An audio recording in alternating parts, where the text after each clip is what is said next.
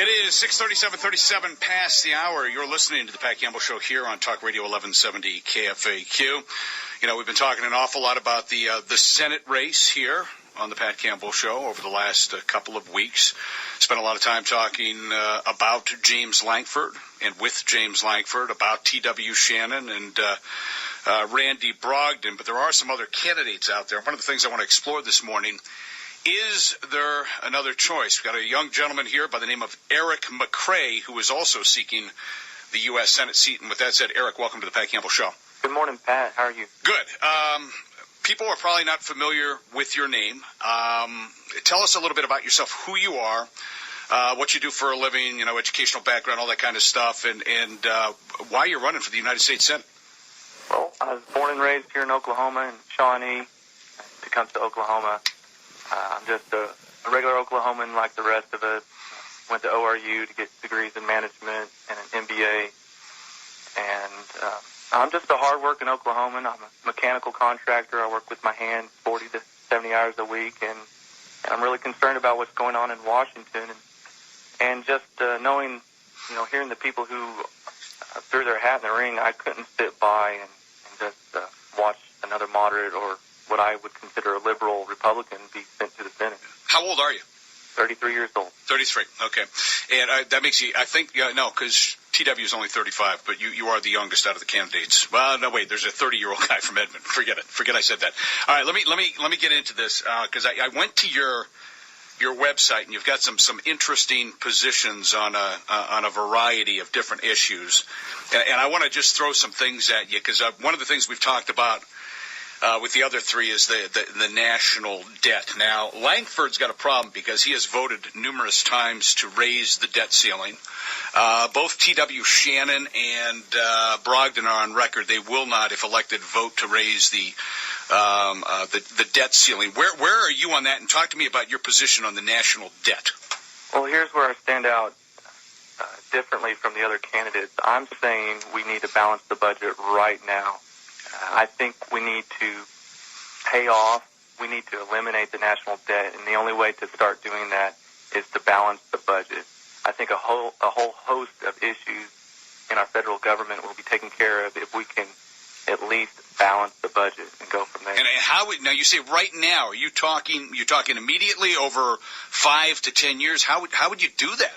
Yeah, I couldn't believe I heard Representative Lankford try to slip it by people he was talking to on Saturday about how he wants to get the budget back on balance over 10 years, which means it would take another 10 years before we even got to point zero. Mm-hmm. How would I do it? Well, the main issue is entitlements. We spend way too much money. We spend money on entitlements at the federal level.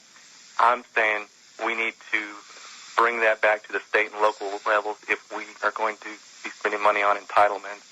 That right there would take a huge chunk out of our expenditures. So you want to shift the burden, you want to shift the cost back to the states? Really, I'm saying we need a fundamental transformation in our society. There's 49 million Americans who need to go back to work.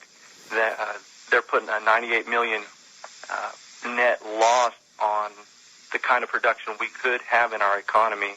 Think if 49 million Americans went back to work, the kind of new goods and services that they would be producing, just the kickstart that they would do to our economy. Help me out with the thing. It sounds good, 49 million back to work, but where are the jobs for the 49 million? Well, what about when all the immigrants came here to America? They hit the ground with their feet running. They had to be productive. They had to be creative.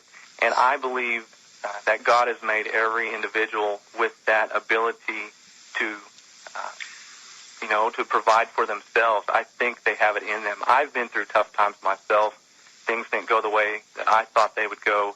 And it was during those tough times that I was able to dig down deep, find out who I was, and pull creative ideas out, do what I had to do to make things happen. And really, it was those tough times that gave me the ability to thrive. And I just don't think I'm any better than anyone else. And I don't think we're asking anything that's too difficult of anyone to simply provide for themselves. It just burdens the human spirit, and it's slavery, really, whenever you decide just to sit back. And we're enabling these people to be bums, and it needs to stop. So you want to balance the budget immediately. Part of that plan is by pushing entitlements, I guess, back to the states where you think they belong more than at the national level. Is that going to be enough to balance it? I mean, where else would you be making cuts specifically?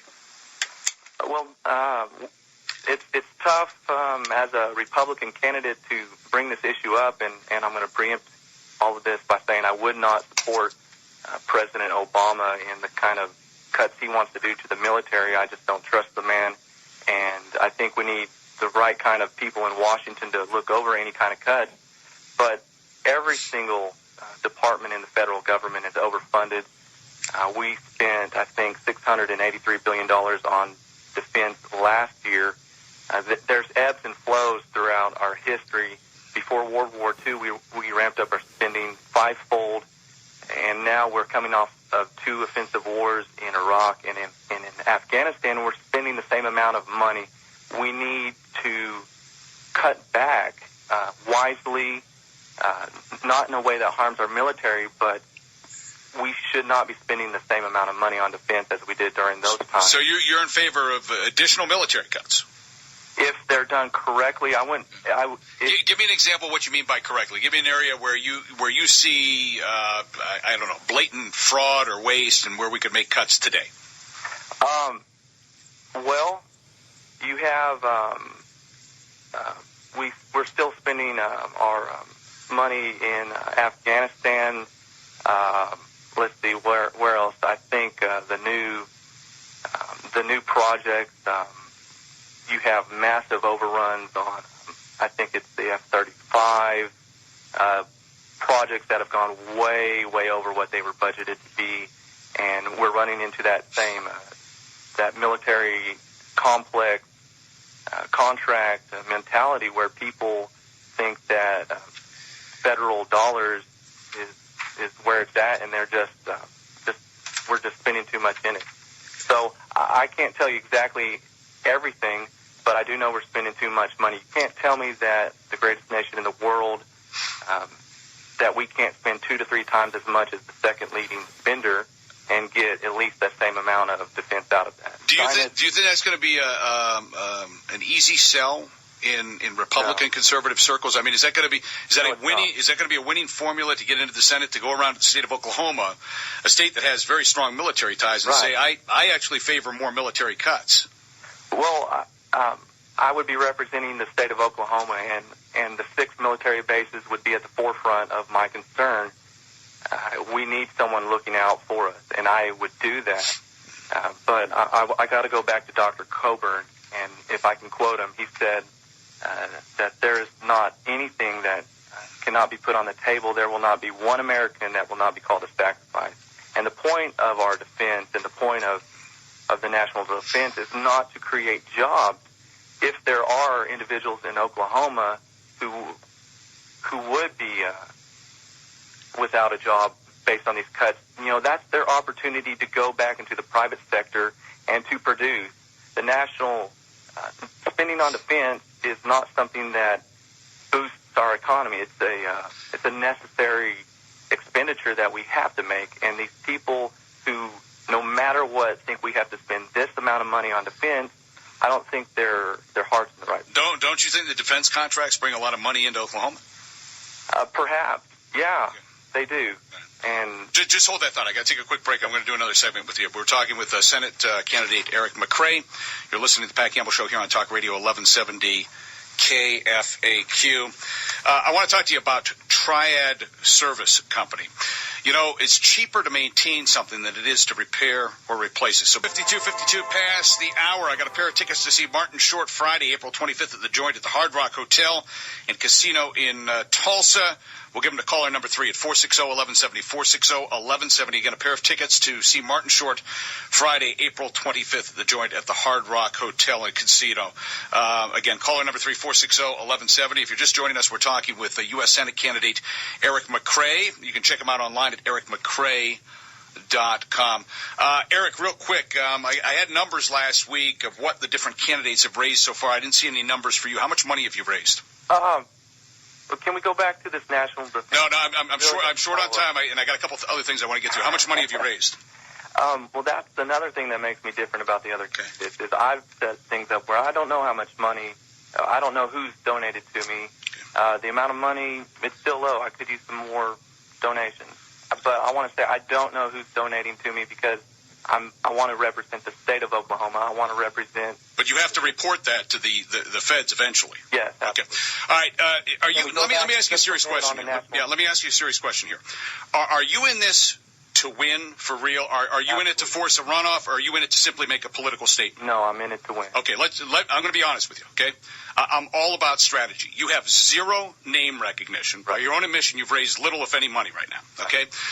It is. I believe it's impossible in 2014 to win a statewide U.S. Senate race without a TV and radio presence. In fact, I would challenge you to show me a case where it's been done in the last 20 years where somebody actually won without advertising on TV and radio.